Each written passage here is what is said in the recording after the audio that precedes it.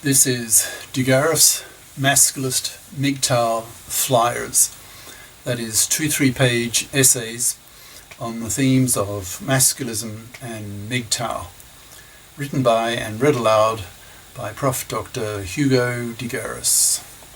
This is flyer number 240, entitled "To Twaytwef or to MGTOW Monk?" Description: this flyer discusses the decision that many MGTOWs have to face in their lives, namely whether to Twaytwef, in brackets, that is, have a relationship with a FIP woman, with both the man and the woman having their own apartment, that is, 2A, 2F equals 2 apartments, 2 FIPs, or to live the MGTOW monk lifestyle, totally disconnecting from women. Flyer itself.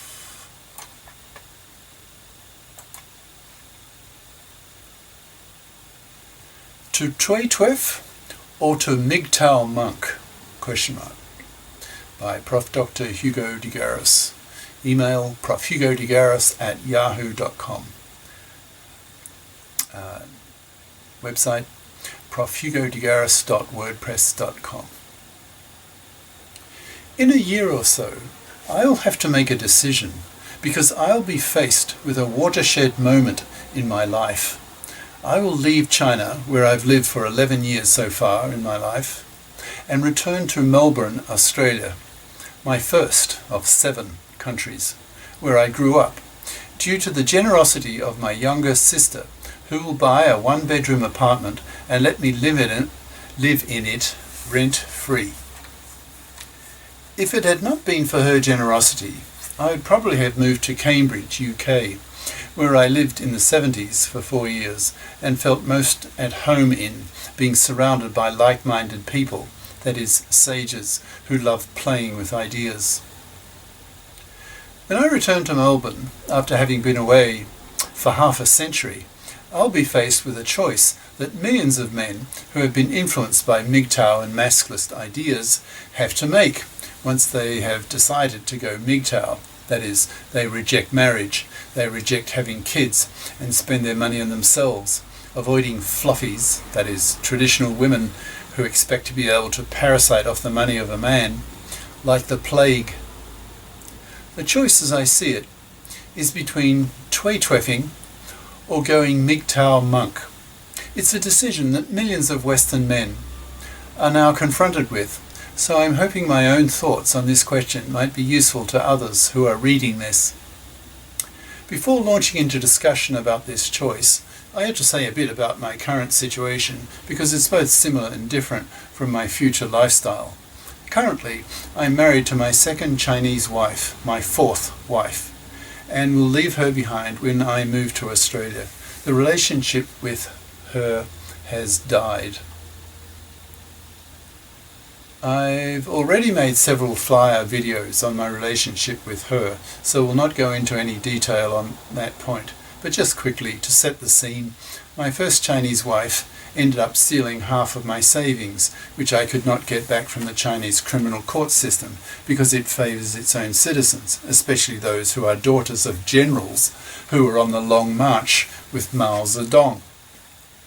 I got fired from my professor job in China after making remarks to the president of my university that it would be difficult to attract Western researchers and professors to come to a new brain-building research centre in the city I live in that I was pushing to set up. Because as Western intellectuals, they know that Mao was history's greatest tyrant, killing about 80 million Chinese, in brackets, 45 million in the Great Famine that he caused in 58 to 62, 27 million in the Laogai, that's the Chinese gulags, and more millions in the Cultural Revolution and anti-rightist campaigns. He told me I had broken the law, and a few months later my contract was not renewed. My second Chinese wife then began to see me as poor once I retired, since I had been blacklisted from ever being a professor at a Chinese government-controlled university again. Her hypergamy kicked in strongly, and of course the sex dried up. She gradually became more cynical, surly, bad-tempered, bitchy, and obnoxious. To compound things, she was simultaneously going through menopausal craziness and was developing diabetes, finally succumbing to epileptic fits half a year ago from the time of writing. Any affection I had for her at the beginning of the relationship, when she saw me as a success object, earning 2.5 times more than she did, as a PhD full research professor, slowly died. I got tired of her nagging, her bad temper. I only stuck around to get a green card, which she did finally agree to help me apply for, that I'm still waiting for. At one time, her bad temper got so bad, she came at me with a meat cleaver. If I had not been a man a lot stronger than her, she could have done me severe physical harm. I just constrained her physically until she calmed down. I only stick around in China, living in her apartment, paying rent, and buying and cooking my own food, living more as a renter/tenant than a husband, closing my bedroom door with my computers next to my bed, working through the night, and perhaps saying only a few words to her each day. The relationship is dead. I suspect also that she may have some kind of borderline personality disorder, since I find her behaviour childlike and with some degree of bipolarity, that is, manic-depressive. For the past 2 years, I've been listening to MGTOW YouTube videos and have learned a lot from the MGTOW community and have contributed a lot to it as well. I make a MGTOW/Masculist video based on a 2-3 page essay that I write almost daily. I have about 240 of these flyers, as I call them. I've had 4 wives. With the first one, I felt enslaved as a father of 2 kids, doing work I didn't like just to get a better salary to support a parasitic wife and the 2 kids that she stayed at home to raise. The following 3 wives I married largely for visa reasons. With the second, I lived with her for 8 years and finally married so that she could come with me to Japan, where I was to do a 2-year postdoc. That marriage wasn't too bad, but she was 10 years older than me and aged badly. There were times I would look at her and see an old woman. The third wife, Chinese, stole half my savings, and the fourth, also Chinese, turned into an insufferable, nagging, bad-tempered bitch. I'm currently waiting on a decision on whether I will get a Chinese green card, which will take about a year. In the meantime, I'm busy converting my paper library into electronic form by annotating my paper books and then scanning them, before handing them over to the local city library. I don't want to lose use of these expensive math and physics books. It will take me a year's work, after which I will move to Melbourne to take up my sister's generous offer. So, with such a marital background, you can understand that combined with the knowledge I've learned from the MGTOW community, there's no way I will marry again. I will go MGTOW. The question now is, to what degree? Will I compromise a bit with women by living the Twaytwef lifestyle? Or will I go fully MGTOW monk? I've already done several videos on Twaytweffing, so I'll only summarize it here. Twaytwef is short for 2A2F, that is, 2 apartments, 2 FIPs. That's financially independent persons. That is, a man and a woman have a sexual relationship where both have their own apartment and both are FIPs, so that there's no financial parasiting of one off the other. The great advantage of Twaytweffing for the man is that when the relationship fails, as nearly all do, the 2 of them simply return to their own apartments, cost-free for the man. There's also another main advantage of Twaytweffing for the man, and that is it forces the woman to remain nice to him, because she knows that the only thing holding the relationship together is its quality. If the woman starts nagging the man, withholds sex, tries moulding him, etc., then the man can so easily walk away, so she is strongly motivated to remain nice to her man. All MGTOWs should know about Twaytweffing. It's an important compromise between freeing oneself from the parasitism of fluffies, traditional women who expect to be able to parasite off the money of a man, and wanting regular sex from a woman. Twaytweffing gives a man the best of both worlds, that is, freeing him from financial parasitism because his female partner is a FIP, and getting regular sex that younger men need. The other major alternative to Twaytweffing for a MGTOW is to MGTOW totally, that is, to MGTOW monk, that is, completely avoiding women, not having anything to do with them, other than the inevitable interactions with them at supermarket checkouts, etc. Right now, I'm not sure which of these two alternatives I'll adopt when I return to Melbourne. There are pros and cons to both options. There are probably millions of men around the world who are facing or who have faced this fundamental lifestyle choice. Here is my current thinking on this question. I'm now 70, so my libido is definitely lower than when I was even 10 years younger. I no longer feel cunt-driven, looking on women as walking cunts, as I did for most of my adult life. I'm now much less driven to have a girlfriend in order to have regular orgasms inside her vagina. My father had a shitty marriage and was so burned by his historical nagging bitch of a wife that he chose to live the rest of his life alone. He's still alive at 98 and has been a MGTOW for 3 decades. That is, long before the term MGTOW was invented. In many respects, I'm like my father. I think I have his longevity genes and hope also to become a centenarian.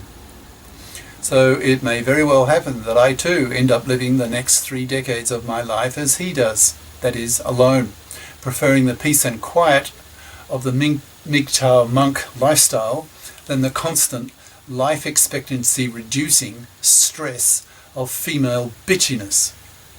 On the other hand, if I meet someone whom I find nice, with whom I could Twaytweff with, forcing her to remain nice to me, otherwise I could so easily walk back to my own apartment and she to hers. I think probably what I will do is start. That sentence got finished. I think probably what I will do is start off living the MGTOW monk lifestyle and see how I like it. Actually, I've been living MGTOW monk in practice for the past few years in my current marriage, so it's definitely not a new phenomenon for me. I have a real passion in my life as a globicator, global educator, learning PhD level pure math and math physics, and then teaching these subjects, 120 courses, by making YouTube lecture course videos for students around the world for free.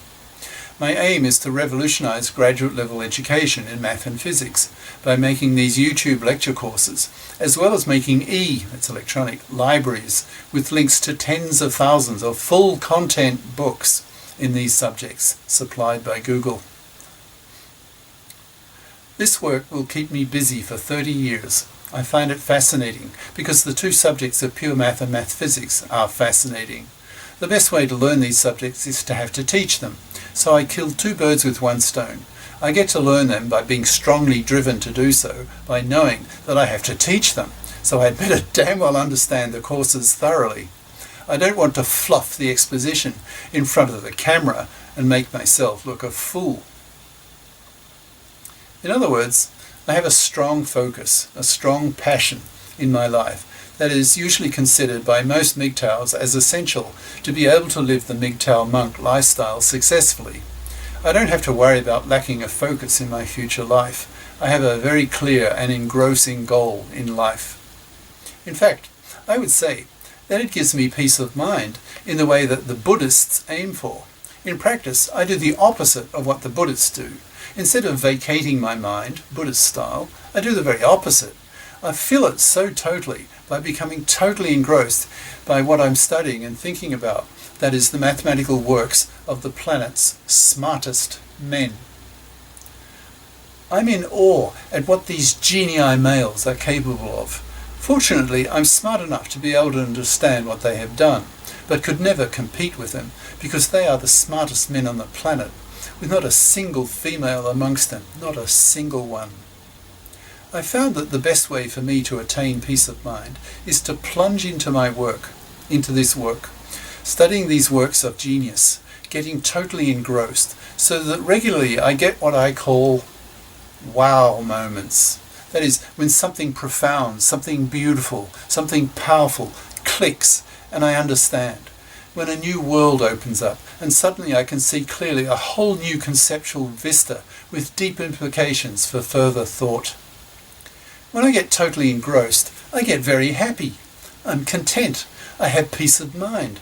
In many ways, I feel sorry for the 999 people out of 1,000 who are incapable of understanding this powerful, deep, beautiful mathematics.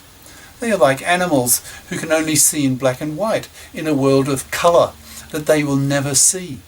I feel sorry for them that all that mathematical depth, power and beauty they will never be conscious of. So, one of the definite prerequisites for living as a MGTOW monk, that is a strong focus, a strong passion in one's life, I definitely have. So I feel I'm all set to start the MGTOW monk lifestyle once I arrive in Melbourne to live in my sister's gift apartment. What then happens, I think, I will leave to chance. If I meet a woman who is nice, whom I respect, and in brackets, and that's very difficult for me because I'm a PhD full research professor who makes YouTube PhD level courses in pure math and math physics, topics that women are inferior at and not interested in. So I always look down on women for that reason. Then maybe I might try Twaytweffing with her. I can't share my intellectual passions with the femalian brain, in brackets, all 10% smaller volume of it relative to the male brain. So with my lower 70-year-old libido, I may very well decide not to Twaytwef if I find living the MGTOW monk lifestyle suits me fine. There's another consideration that I need to keep in mind. Sandman, in some of his videos, has talked about how annoying it is to date women after a man has learned a lot about MGTOW ideas. He found that his MGTOW knowledge made him contemptuous of women's negative nature, women's hypergamy, their female manipulation, female deception, etc. It disgusted him, so eventually he just said to himself, "Fuck it, I've had it with women. I'm so fed up with their negative traits that I prefer to live the MGTOW monk lifestyle."